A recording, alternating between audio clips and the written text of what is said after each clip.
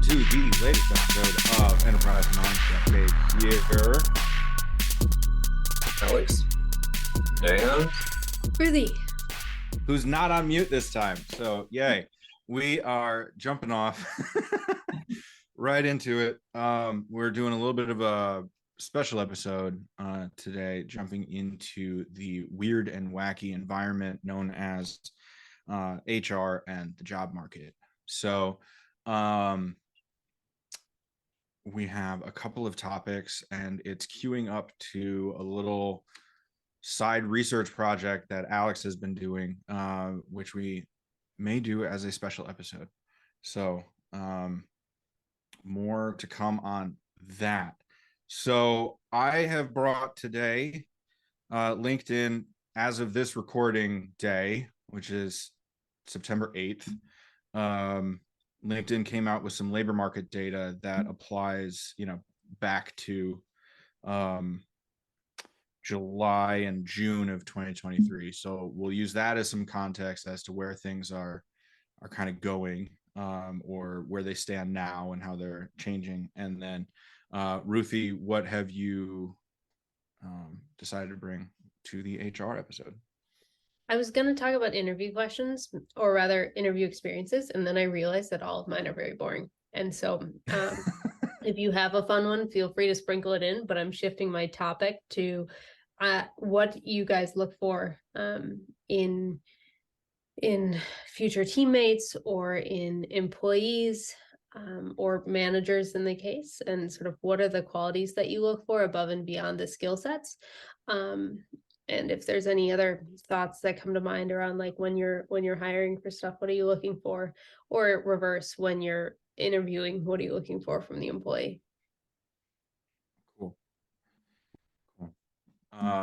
Yeah, Alex doesn't have his own, since his topic warrants an entirely separate episode. Kicking off with the LinkedIn labor market data. So they they have a lot of data from everybody that's applying, a lot of the job seekers with their applications. They've just done a lot of announcements on integrating AI into the profiles to rewrite your about me, or some of your skill section your headlines, which I played around with the other day just to play around with it. And it was interesting to see what it came up with based on what my profile was. And they say they're leveraging the database of all the professionals and how they're writing it, but it's fun to play around with. But make sure you keep Can we just pause there before we go on their report? So now you can have LinkedIn automatically generate your about me. Is that what I just heard you say? Mm-hmm. And it'll optimize it for like their system, basically. Yeah. There's also, it's only for the premium things, but if you're going to there's a number of things on the premium side where, like, if you just bought a month and did all the things really quickly, you would get all the benefit without having to pay for a year. Yep.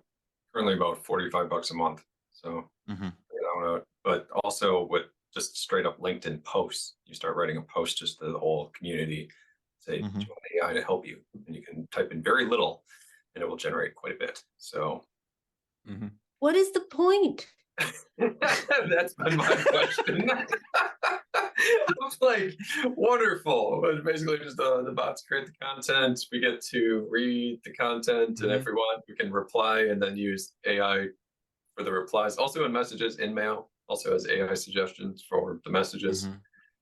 Because if you build it up enough, you get all of the benefit without having to do anything, which has always worked. That has always worked. Oh my goodness. For those listening, the face palm is real. And what immediately comes to mind, and I know this is a divergent, but I think it's an important one. It's very much on topic for the things that we have talked about in the past, which is, okay, so I don't participate on many social media channels anymore. I used to, right? And it just, I don't have the time. I don't have the patience for it. The only one that I sort of dabble in occasionally is LinkedIn. And because most of the time it's because Alex and Dave are saying, oh, there's this thing on LinkedIn, you should check out this post. And then I go over there and take a look. But this to me is like the ultimate in why would I bother with LinkedIn anymore, right? The whole point of it was that it was sort of some sort of signal of, semi-validated, here's what people have done in the past. It was a way for people to talk in a professional space on social media to connect with other people. But now to your point, like it's bots writing for people, maybe, but like, do you really read that much on LinkedIn? Maybe this is my bias because I don't much, like I said, I don't participate in much by way of social media, but it feels like my initial reaction to what you just described is Microsoft introduced AI into the platform, and that in and of itself is going to render that platform almost useless for actually signaling information about people. Mm-hmm. Well, and Or this is one of maybe those just lay it fundamental level the questions playing of, field because everyone's going to do it anyways. Sorry, I'll stop. no, it's not. I think it is one of those things where there's an underlying assumption that more productivity equals good. And everybody is optimizing to that. And that's not necessarily the case, right? You do I need to be able to create 12,000 posts like instantaneously? No. Why? Because I can't remember all the things that I'm putting out there sort of under my name, right? So I can't back up what it is I have been saying, but it's basically just like a virtue signal of, hey, I'm really productive, I'm a thought leader in this space. But then if you get into a meeting and people start poking around on, okay, do you actually know your stuff? Because it seems like you do, because you posted 12,000 times on LinkedIn. You're probably not going to be able to back up that perception, right? There's there's that interesting case study with Betty Crocker instant cake mix, where when they first introduced it in the 50s, it was too easy, so people wouldn't buy it. So they had to change it to just add an egg so that they actually felt like they were doing something, in order to justify that, yes, I had a part in creating this cake. And then sales went through the roof. I feel like we're going to get to a similar part with AI where if it's too easy, you're just not going to do it because there'll be too many ideas for you to be able to try to do. And there's going to need to be some friction there to actually have the value. Yeah. I kind of wonder the quality of content, but quality of post. I mean, there's a few things there. So it depends. And it could be totally that LinkedIn's optimizing for the wrong thing. They're trying to get more word count, more posts, more some sort of activity figure that they're going after. Mm-hmm. I remember from YouTube, that doesn't always work well. It turns out you can throw people down some pretty bad rabbit holes. And people will watch a lot of minutes, which wrong metric for the platform. But I wonder from the improvement of content or quality of content, is it improved based on people's grammar is better because you have AI assisting, their grammar? Or are the insights better because AI could suggest some related links and reading? I mean, there's some ways in which it could elevate the quality of content, but also it would definitely, to your point, hide the individual. Right. So that individual, like probably in their emails, is maybe not so good unless they're using, I guess, Google Duo or Cohort or something like that. It's Copilot from Microsoft. Right. Yeah, that's gonna be an interesting world. Either that, or it puts more emphasis on everybody becoming a video star, where the only posts you'll actually take will be screen grabs or walkthroughs of their thinking. Like, I know my feed has exploded with video stuff lately, where it's not just enough to have an idea and just kind of mention it. You've got to actually like screen share with you talking about it as you go through. And that, while I appreciate the authenticity of that, like, I just don't have that amount of time to sit and spend on any kind of social media. That's not how I use it. That's not how I choose to spend my time, unless it's something that hits me exactly in that moment. Like there was that Will Reynolds thing where it's like, oh, this is an interesting thing that he's doing, totally different concept from the way that I would, approach something. So it's it's share worthy because it was interesting, and again, it was so different from the way that I typically view it. I wanted to actually like, oh, hey, check this out, this is kind of a cool use of GPT and its plugins. which we can throw that link into the notes. Yeah. Okay. So anyway, labor market data before Ruthi's mind is blown even more. I'll save my notes for later. If anyone's wanting to hear more, you just let me know. We can talk about signals and dampening and what the future of interviewing looks like, given everything you guys just talked about. I mean, there's a lot more to unpack, but we shall proceed with these schedules. Right. So yeah, just laying some context into the spot that we kind of find ourselves. I think that everybody that's that's been around and paying attention for the last year or 2 years knows that it's a weird market. There's the recession that never came, there or is still coming, depending on what your leadership believes. So there are strategic moves that are made off of that. So according to LinkedIn's labor market data, the global labor market declined in its hiring rate. It's 3% slower than between June and July. The pace of decline is slowing in some of the more developed countries, places like US, UK, Australia, Netherlands, Sweden, etc. But that's just kind of a baseline. That's not necessarily the interesting stuff. Where the interesting stuff comes in is based on LinkedIn's data.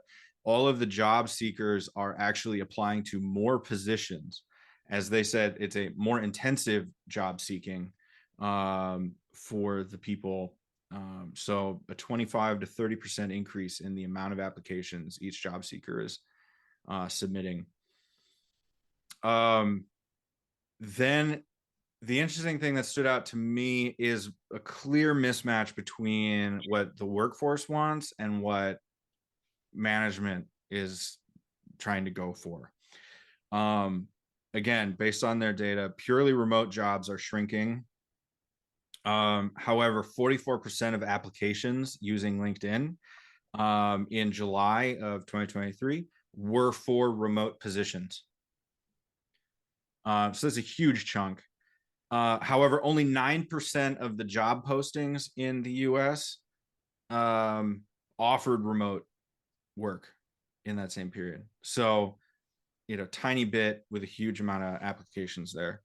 And that's down from 18% in the prior year. Hybrid was 13% of job postings, which has increased from 8% a year ago, and hybrid is getting 20% of views and applications from the job seekers, which, if you do the math, the in-person piece, the job postings for in-person roles, it accounts for 78%. However, it would only get about 36% of applications. So kind of that mismatch between the workers want the remote, they want the hybrid, they want the options, right? Whereas the management necessarily is trying to bring people back, and the mismatch in priorities there. And you've seen that in any number of news articles on how company X is demanding that people come in, and they're tying the bonus compensation or even your own portions of your paycheck to how often you are in the office building, which is kind of bonkers. But yeah, so anyway, that jumped out to me. What jumps out to you guys? What are your thoughts on the hybrid, in-person or remote situation we find ourselves in? Ruthi, do you want to go first? You want me? I think some of the part with the remote, just looking at those numbers, there's always multiple ways to look at any kind of figure. The other piece about it is, let's say I'm a CPA, certified public accountant, I'm applying to all the jobs with a certain level of expertise or years of experience or something like that. Right. Doesn't matter if I'm in wherever, I'm going to come across that remote job. So a lot of job seekers are going to be seeing those remote jobs just because they're looking for a job title, and the location is either where they are or remote. Well, a lot of people then are going to be seeing that remote job to be shared a little bit and viewed more publicly. So a little back and forth on that one. But I definitely, to the point about other news articles talking about the desire from the employee standpoint and the anti-desire from the employer standpoint. You got a mismatch, and there definitely is a mismatch. Some of this is, I think, just sunk cost, where you have a bunch of real estate because you have a building, you have a long-term Absolutely. lease, you're locked into a 5, 10-year, 25, who knows, year, rent, lease, own, whatever situation. You invested a ton of money. Like each office, even those stupid fuzzy cubicle walls are thousands of dollars. It's insane what companies pay for a lot of that stuff. Mhm. So the cost that they've sunk into having a space for an employee is significant, and they want some kind of return on that. Return being, I guess, usage. But yeah, I struggle with that one because there's productivity gains from being remote. But I think there's also a threat of burnout too, of we're not taking the same number of breaks as we did in the past because it's the next meeting is 3 clicks away. You Right. close, you click on the next meeting, you hit join, you're in the next one. You used to walk from meeting room to meeting room. You used to have side conversations. You used to have more kind of a chit chat because there's people in the meeting room and you're waiting outside, or not everybody has arrived yet. And to one of my prior employers, I always thought from an hour-long meeting, the most important minutes were about the 5 to 10 before and the last 10. Mhm. Because the 5 to 10 before was when everybody's still kind of milling in and getting into the room. People are chit-chatting, they're more open. And they're talking about, oh, actually, this VP just slammed down this thing, and I got to focus all my energy on that. Yes, we've been working on this project for 3 months, but I don't have any time to move this forward. And they will be realistic with you and real about you and telling you what the context, greater context is going on, not just that project or that meeting, but they'll tell you that greater context in those informal chit chat moments. And then the last 5 or 10 is when you get down to business and say, oh my gosh, we're about to leave this meeting. Who's going to do what? And all the work gets assigned out. And those are the only minutes that are like, I mean, the discussion in between usually is fruitful and, moves things in the right way. But those minutes on the end was actually when everything happened. And what I've Right. noticed a lot with remote is that we stick to this straight agenda of this particular project, but we lose that greater context. We don't really understand where people are coming from. If they, had their kid in a hospital last night and they're barely awake right now, and then we're asking like, where's your stuff of this, project? You need to have that context. And to miss that creates a culture change and the way that we Mhm. work with each other, and trying to reintroduce some of those elements so that we can create those social bonds and connections. Because if work is just work, it's very easy to leave that company. You create a community and create bonds, you create loyalty. So I think that's the other struggle from the employer standpoint is they Mhm. don't know how to present that culture. And they're really, really stuck in the culture that they had that was in person. And they don't know how to transition into a new way of doing things. Is it Slack? Is it Teams? Is it both? Is it that on top of 5 other, technology, communication technologies? Is it emojis? Is that what makes people happy? Like, what's it take? And then, I mean, speaking from a generational difference, you still have problems between newer generations who have very, very particular thoughts about how emojis are used or GIFs, and then older generations who are more GIF heavy, but they don't understand the emojis and context. I mean, like, there's communication issues. I mean, there's core communication issues just from having a team of 5 who likely are a variety of ages. I don't know, Ruthie, go ahead. Yeah, no, I'm gonna play off of that one because I think there's the cultural aspect, which is key. And I think Alex, you outlined a number of the different elements that go into that sort of, it's really hard to build a community in a remote setting. And particularly if the prior culture came from a very strong in-person situation, like that transition, super difficult. You need very specific things in place. You need leaders, you need tools who understand the leaders, you need people to be able to facilitate those. And that sort of segues into my related thought on this topic, which is there's also a pretty high transaction cost on information exchange that seems to exist more in the remote space than the in-person space if you're missing some of those basic tools and facilitation pieces, which is, if I'm a manager of a team or a manager of a team of teams, the information flows might not be as rich than if I'm down the hall or getting coffee and I can go, oh, hey, like what you've been working on, or like what's aggravating you, like that in a sort of brush by the hall conversation, way easier to do than, manager approaches employee, tell me what's the problem, right? Like that's a very different dynamic. And so I think that the information flows very differently in a remote setting, takes a lot of adaptation to get to a point where it's as seamless. And it's a very different way of working. And I've seen a couple of different blog articles, Bloomberg articles talking about, decreases in productivity since sort of the onset of COVID and this sort of shift to remote work. And there's sort of a question mark around like, where is that coming from? Is it remote work as such? Are there shifts in the way people are working? And maybe that's some of the things that we see the different companies hiring and wanting to do in person. Maybe they're reacting to that. Or perhaps it's a perception of decreased productivity, or we're sort of, maybe your team is doing stuff, but because you don't have the proper information flows, you're seeing a slowdown. Not because people aren't working, maybe they are, maybe they're slacking at home, maybe they're doing their laundry, right? That could be.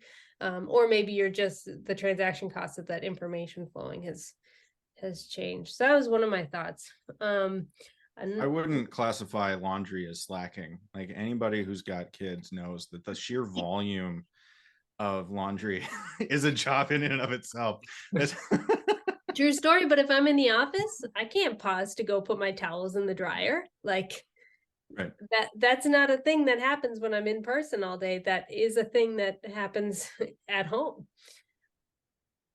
I don't know. It's an interesting one. And I know that some of the backlash to companies saying like, we got to be in person, or we're gonna have a heavier emphasis on in person, is now you've got companies and recruiters who are taking the approach of, hey, you want to be remote, come work for us.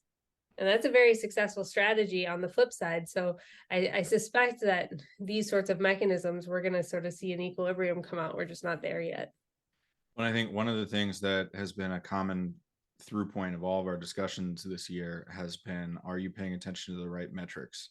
Right. Yeah. Or commonly understood, quote unquote, right metrics could actually be the ones that are harming you rather than the ones you should be paying attention to. So I think that's one of the things where the management has to challenge itself to be like, okay, do these old lines of thinking in terms of productivity per person, are they good enough for the situation we find ourselves in now, right? Because you have to allow some slack in order to create the culture of what you want it to be, right? Because you're going to have to, if you're doing fully remote, you will have to invest and prioritize like online trivia things or silly little get-togethers or team meetings or all of these things that will, quote unquote, take away from your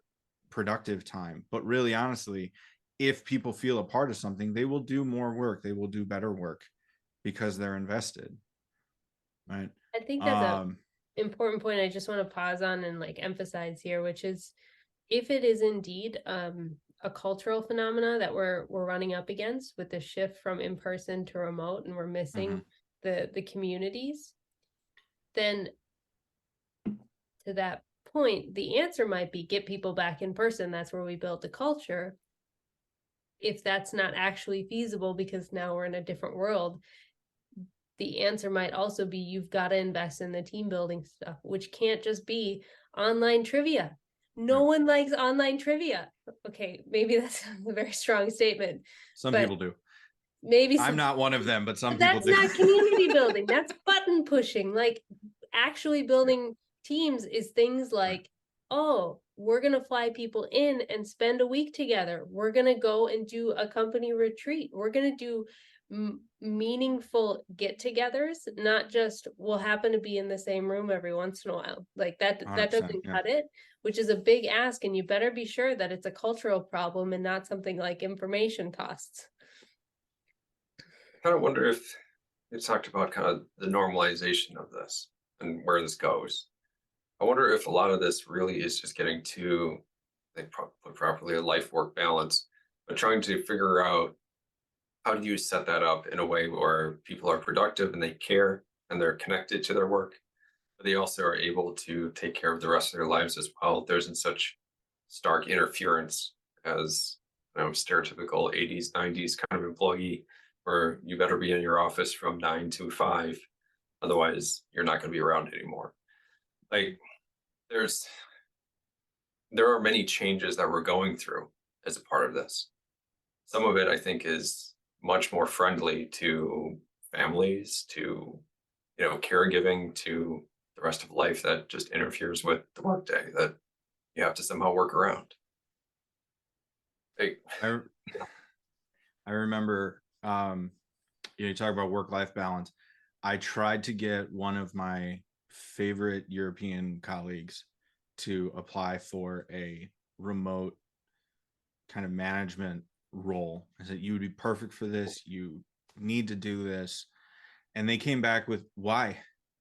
I will lose vacation time. I will work harder and I'm going to work weird hours. No, I'm going to stay in Europe. I'm like, I can't argue with that. You guys have a better system, for the workers. So yeah, it is an interesting change. And I think needed too. Yeah. There was another element of your report that I wanted to talk about, which was that increase in application numbers. Mm-hmm. It was sort of what could increase an application per person. Is that what it was? Yeah, so more intensive job seeking. So it's 25 to 30% increase in the number of applications people are submitting. So I'm curious about the technology question behind those numbers. Mm-hmm. Because the phrasing makes it seem like people are more intensively applying. They're spending more hours applying, which may be the case. But it could also be easier to apply. And then I think, the advent of AI, we probably don't see it fully reflected in the numbers that were just shared. But I bet if we look at 2024 numbers, we might see that even further increased, because now all of a sudden you have an AI helping you apply for a bunch of stuff. So the cost of per application is much, much lower. Right. Are you familiar with ladders? No. The site ladders. So its shtick is that it will only apply for things $100,000 or more for a salary.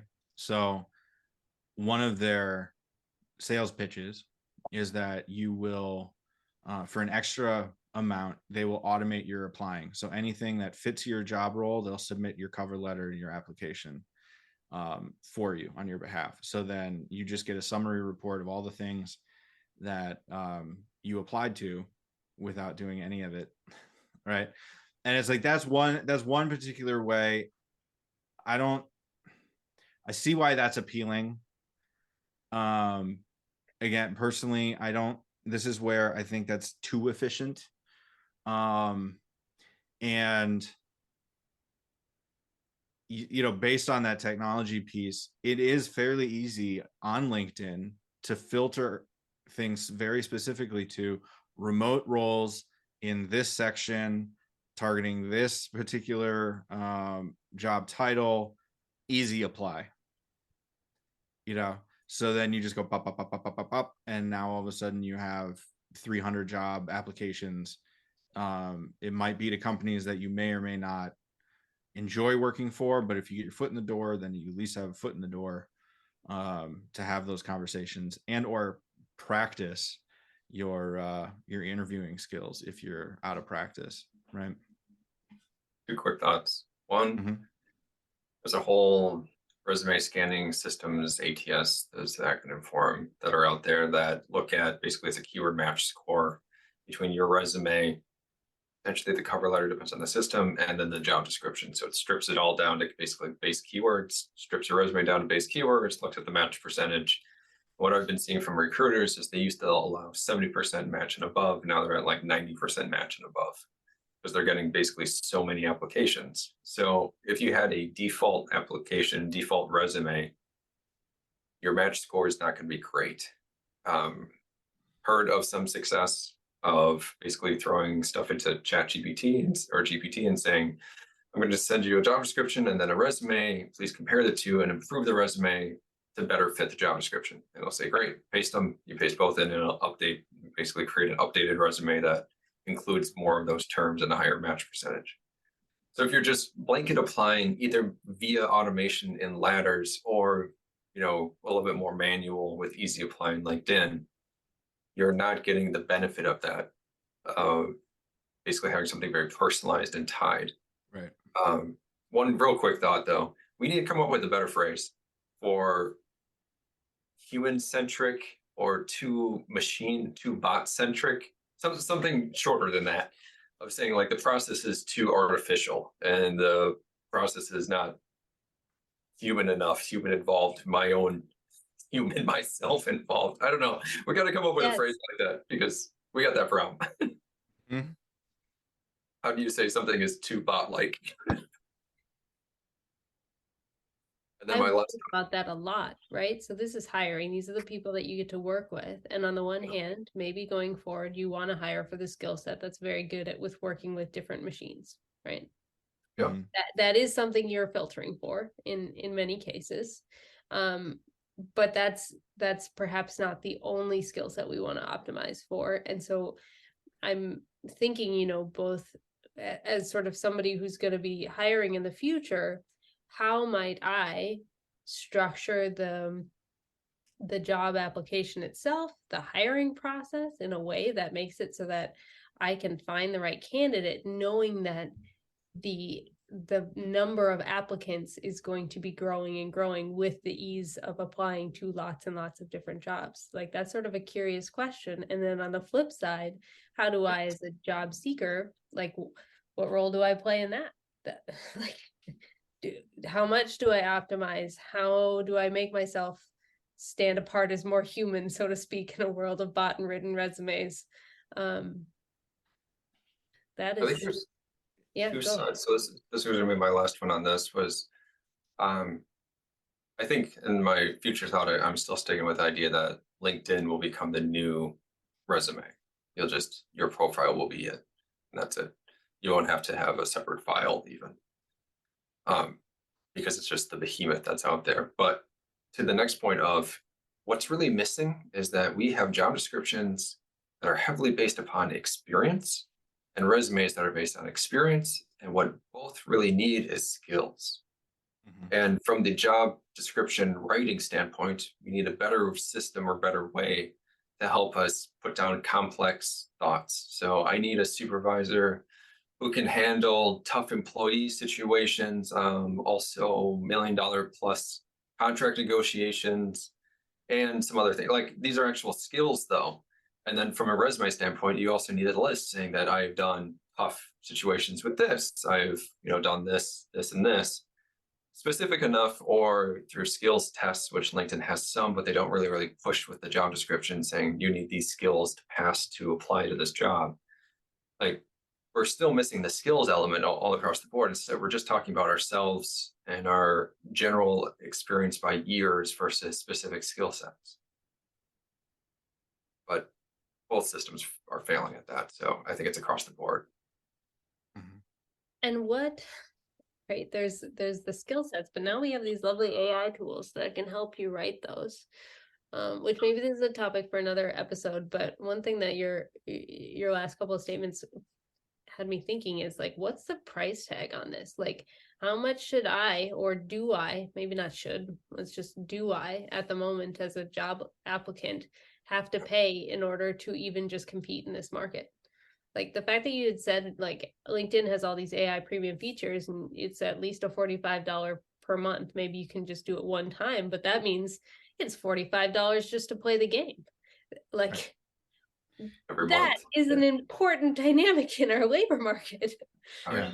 I think there's there's an important distinction too with human psychology and behavior where we will always underestimate how long it will take us to get the new job, right? So you'd think, oh, it's just going to be $45 a month. I'll do it the one time. And then, I'll have my job and, I'll have an offer in 2 weeks. Nah, the one interview could take you 6 weeks depending on the type of company that you're going for. And that's one thing that at least I do think there's a split between the large incumbent players where if you look at those descriptions, they will say apply on company website. So they are adding friction to the process just because they won't accept automated whatever. I think the companies that will accept the automated ones are probably they're going to be the smaller ones that the people are wearing multiple hats. They need the role. They probably need the role more than the other companies, but you're just going to have to put up with that flood of applicants because you're doing the easy apply, right? Yeah. Yeah, there's expense on all sides too. Thinking as a smaller business or agency, I mean, to have LinkedIn Recruiter, I think a month of that is over $200. There's some of those systems are way more than that too. Right.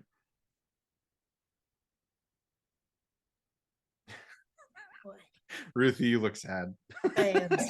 Yeah, I mean, you mentioned about cost and the barrier to entry kind of piece of it. I think there's a knowledge barrier to entry to it, and Dave alluded to like doing a smaller, more focused episode talking about some of those learnings that at least I've picked up on in the last year, and kind of how things are different from in-person to remote and the application process and systems behind things and how to optimize against those systems, deal with it, all the rest of that kind of stuff. But I mean, Dave, we talked about it a bit, and your comment was that I'm a person who basically looks at systems and gets really involved with them and gets really focused on, okay, what is the greater system that's creating the situation, and trying to tear apart each piece of it and trying to understand how does each element of it work. Right. Which is not a skill set that are an interest that a lot of people will spend the time towards, nor do they have that kind of time to spend it towards that or interest to spend it on that kind of stuff. So that's really difficult, and it's painful to see, because sometimes on LinkedIn, you'll see people's posts saying, I know this is not as professional as I normally am, but I'm on my wit's end. I've been doing DoorDash and gig work because I'm trying to make ends meet, but now my credit cards are maxed out with payments and I need a job. And I wonder, and they say, I've applied to 500, 600, 1,000 jobs, whatever it was. And I always wonder, based upon just some knowledge of how some of these systems work and the barriers that exist due to those systems, of were they applying in a way where they're going to win against this current setup, this environment, or were they playing and getting stuck by the barrier, throwing resumes against basically a wall that is always keeping them out? Yes. And you never know, but it's just, man, it's painful to see. A lot of people are technical recruiters and recruiters that got hit really hard with a lot of the tech layoffs. So they at least will know, but others probably don't. Yeah. Well, but that's a good point. If you look at all of the slowdowns are not equal in the types of industries, right? So, tech employment is down quite a bit this year. You would think that some of those would be savvy enough to figure out, okay, this is how this is kind of working, moving forward. I will say, my comment on one of the reasons I enjoy being friends with you is that when I get frustrated and at my wit's end at that point, my initial instinct is to just say, F this, burn it down. Which is not at all your reaction, and that's what I appreciate.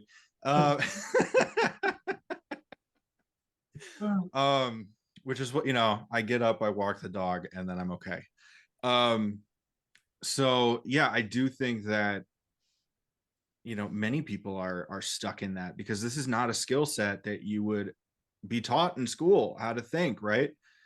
What were you told when you were going to school? It was go to school, get a job, have some network, a tiny bit of network that most people underutilize anyway, and you'll get some jobs. That's it. That's the other thing with the LinkedIn AI posting, right? It's one thing to be the quote unquote influencer that has X number of followers, but how many of those followers or those friends on Friendster are actually going to help you with your job search when you need help, right? And not just hit the like button on your post, you know.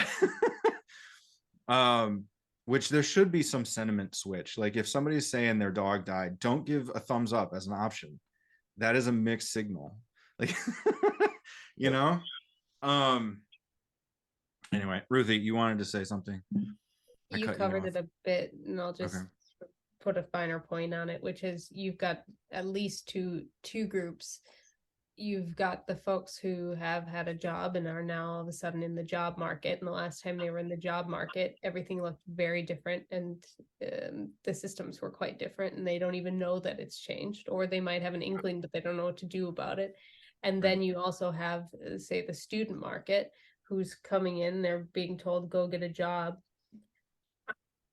Some of them, sure, like savvy with the technology, can figure it out, right?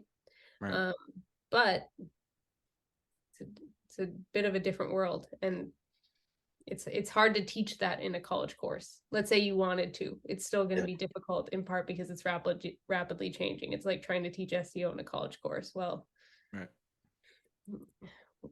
what's your syllabus? Are you updating it regularly enough? Like that is there's probably a core update between the beginning of the semester and the end of it, so good on you.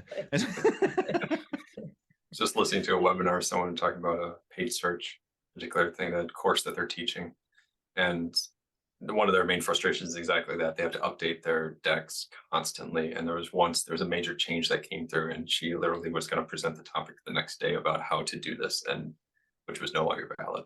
And it was like, turn around and redo everything, which how many professors do that? How many? No, my parallel that I've used in the past of kind of remote versus in person is basically, it's like applying to jobs out of high school. There's an application, there's an interview, and applying to jobs out of college, there's an application, there's an interview. Those are very different situations. The qualifications, how you present yourself is going to be very different between those two times. Right. You're going to learn so much about what it takes to hit the bare minimum, basically, for the post-college versus the post-high school. Very different situations, but they look the same. They look like an interview. They look like a resume. They look like an application process. So that's in-person versus remote, just as different. Yeah. Okay.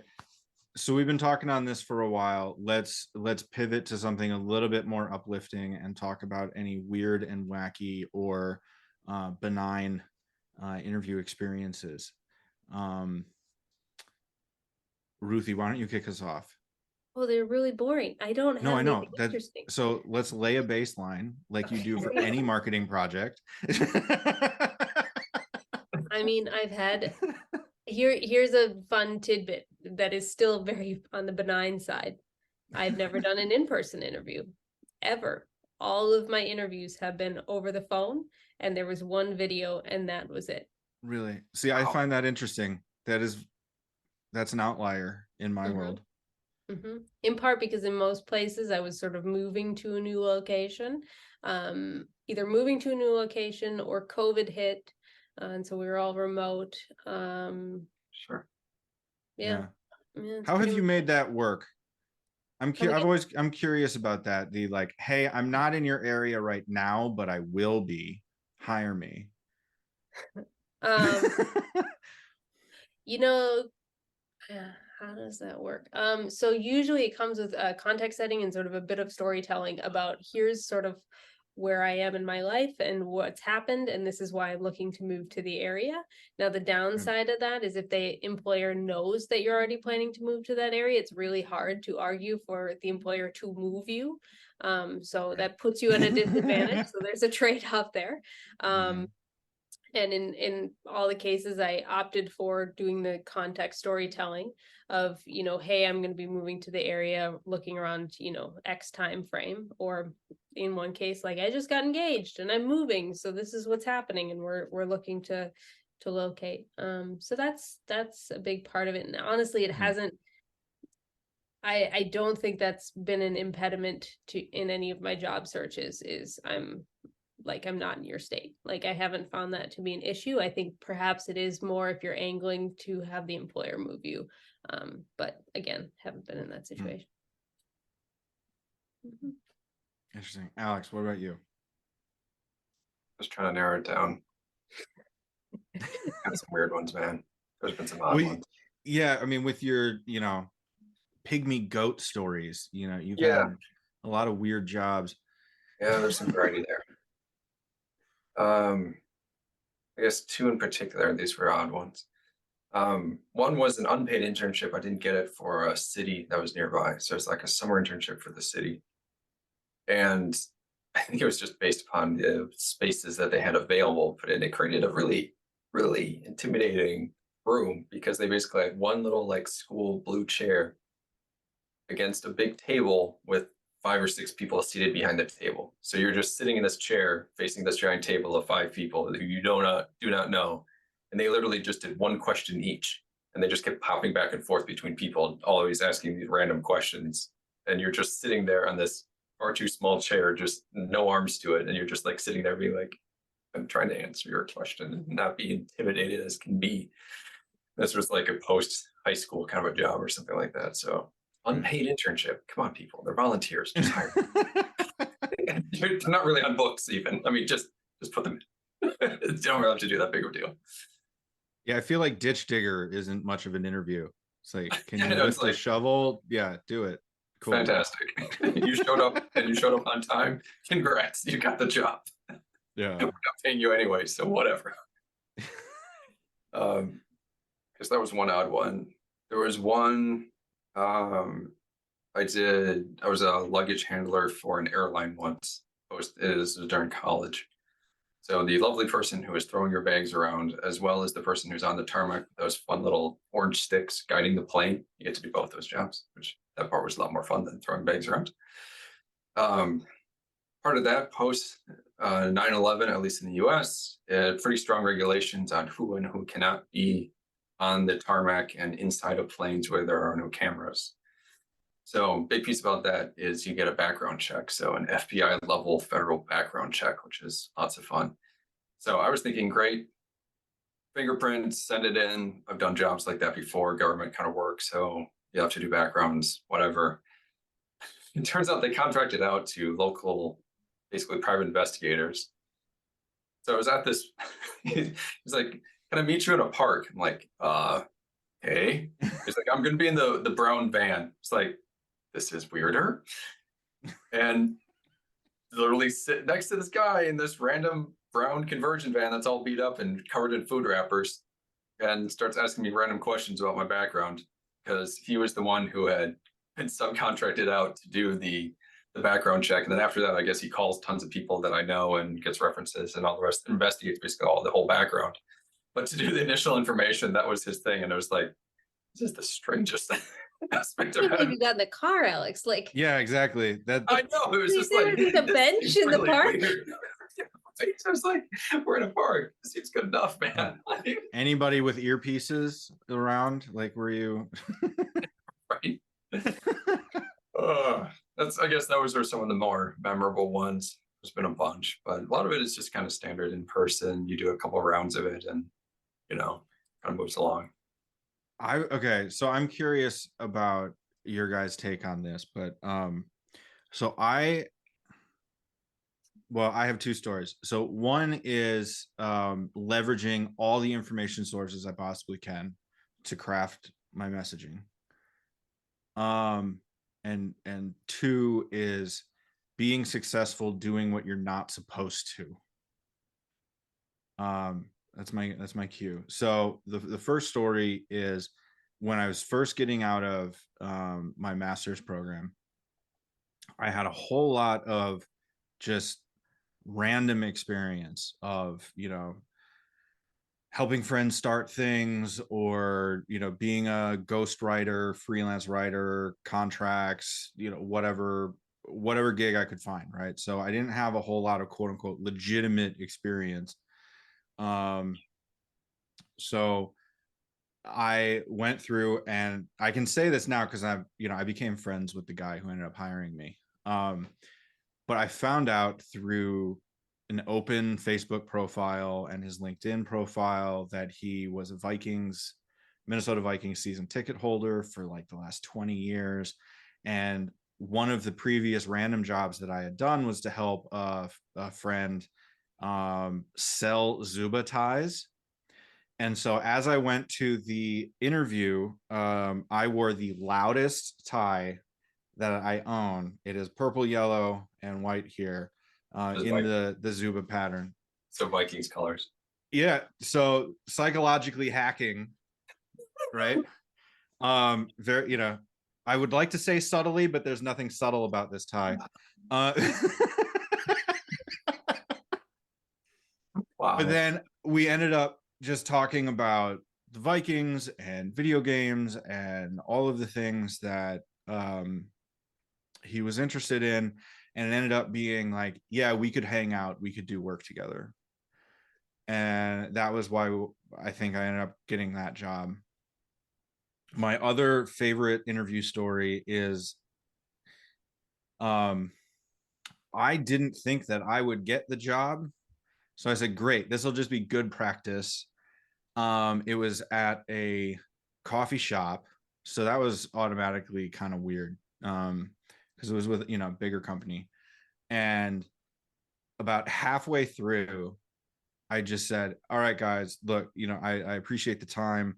But if it's going to be like a micromanaging environment or something where I don't have the freedom to just be kind of like set off on a problem, I will implode and I will probably bring down some people around me unintentionally. So we should just stop the interview here. I'll pay for your muffin and your coffee. Thank you for your time. I'm willing to walk away from this interview because I know myself, I can't fit in that environment. I found out later that by doing that, they knew I had what it took to stand up to some really intense stakeholders within the company. And that was the reason I ended up getting the job was because I was willing to throw it. So not necessarily what I would advise people to do, but it ended up working for me. But I think that gets at something that's exceptionally important, which, we've talked about the crazy filtering process and getting your foot in the door to begin with. But then once you're in the interview, with the recognition that in some cases you just need a job, right? That is fully there. And sometimes you just need to do it. But in the cases where, maybe you already have a job and you're looking for a better fit, I think this is the perfect scenario for this. Be yourself. Bring to the table who you are and what you're going to do on a day-to-day basis, because if they're not going in with eyes open for who they're hiring and you're not going in fully honest, you're going to end up in a not great situation. Right.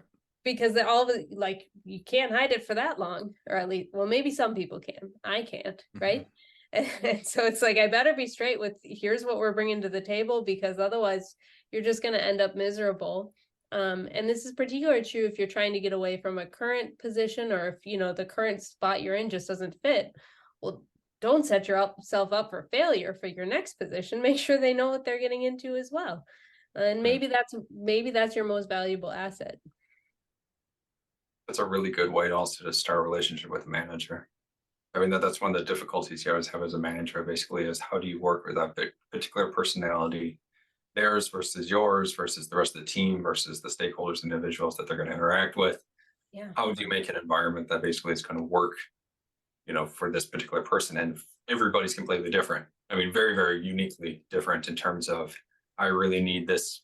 I need some time every day to work through some stuff. I need just have my heads down for some time and not be bugged by instant messages. That could be one person. Or I really need to start the day with, talking to somebody and chit-chatting to kind of get me going and get me involved in the day. And that's the way I kind of start off. Or I just really need a punch list and I need to hit that punch list, but it really needs to be defined out for me so I know exactly when I'm doing it and when I'm doing a good job or something. Like the range is all over the place. So that's a really good way to start a relationship too, of like, I got to be careful not to detail it out too much for this person, because they're going to see that as micromanaging.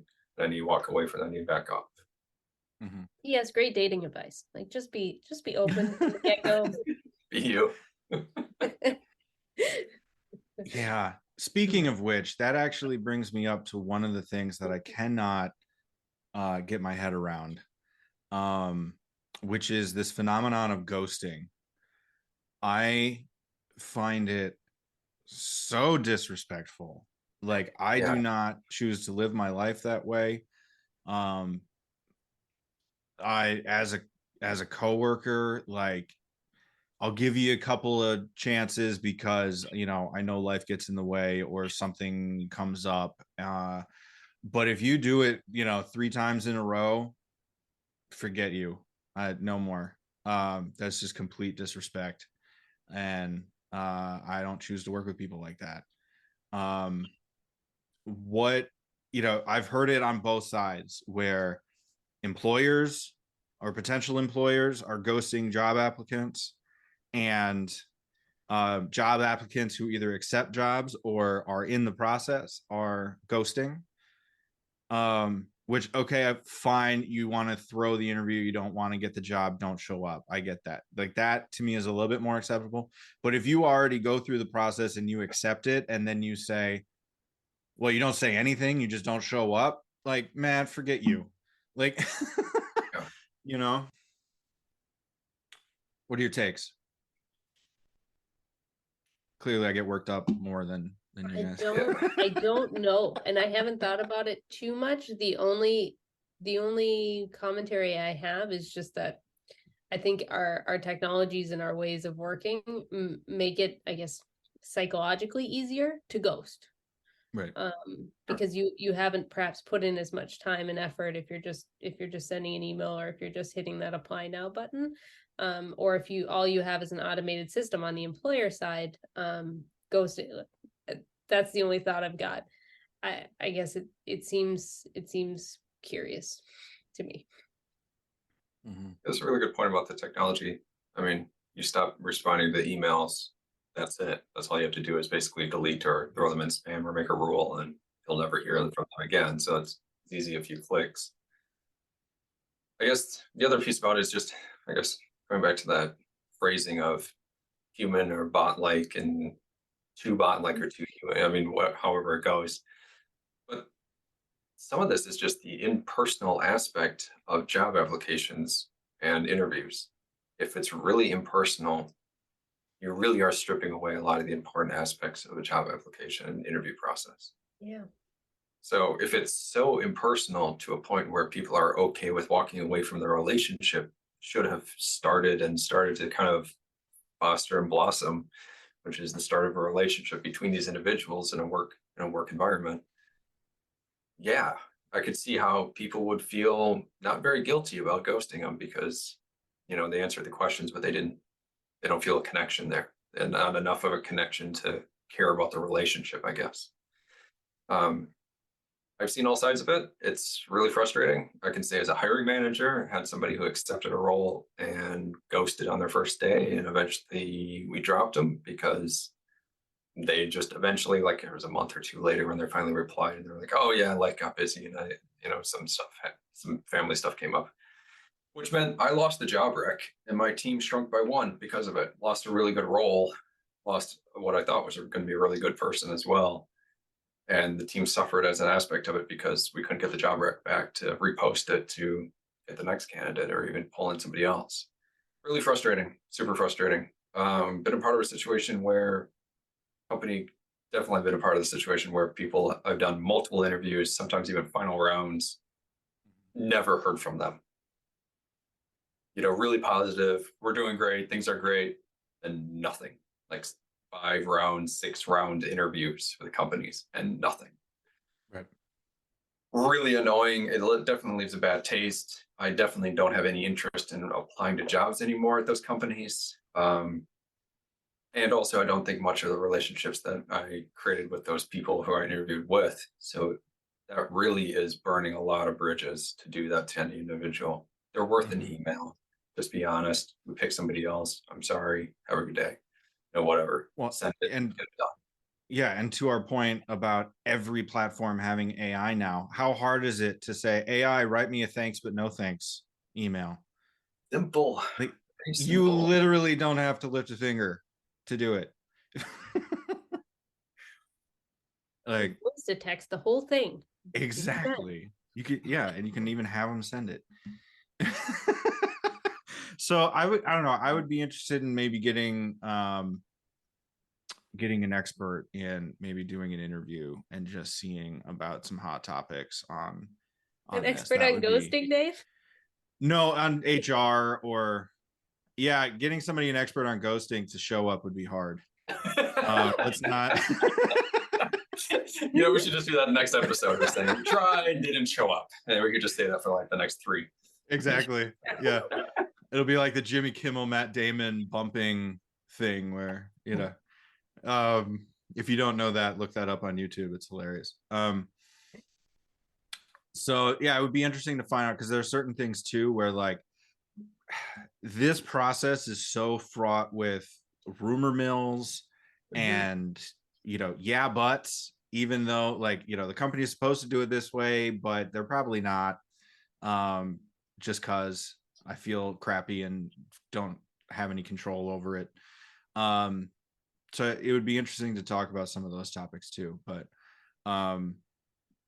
anyway, thanks for sticking around. Like, subscribe, share, tell us what you thought was interesting, any weird and quirky experiences you may have had with your own.